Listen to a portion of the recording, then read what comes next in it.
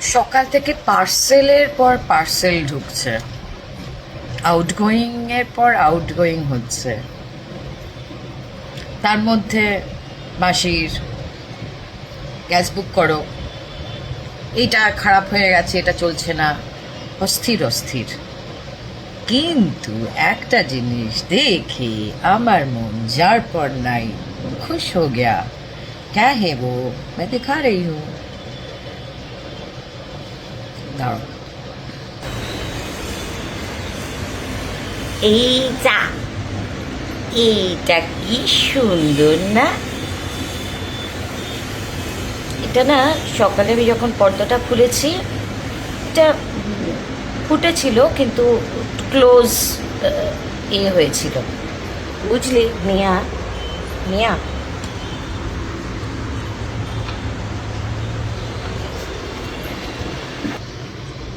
তো এখন একদম আমি আমার গাছের ফুল ছিঁড়ে পুজো দিতে দিই না।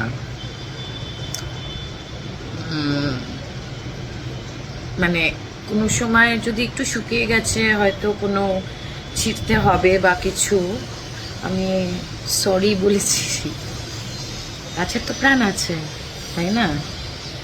তো আমরা গাছ কেটে ফেলি, কত কিছু করি। তা আমি হ্যাপি হয়ে গেলাম।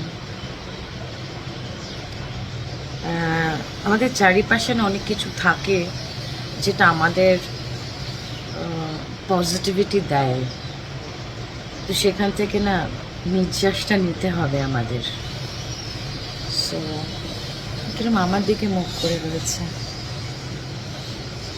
Saying hello, is it me your looking for? অর্ধেক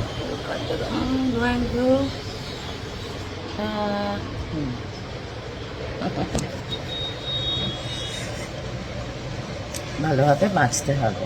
শুধু টাকা পয়সা থাকলেই ভালোভাবে বাঁচা যায় না, একজন একটা সাচ্চা দিল থাকতে হবে, নেচারকে অ্যাপ্রিসিয়েট করতে হবে, পশু পাখিকে অ্যাপ্রিসিয়েট করতে হবে, কাইন্ড হতে হবে, তবেই না মানুষ ভালো হওয়া। মানুষের জীবনের সার্থকতা তো সেখানেই, অনেস্ট থাকা, এমপ্যাথ হওয়া, না তো কিসের কি?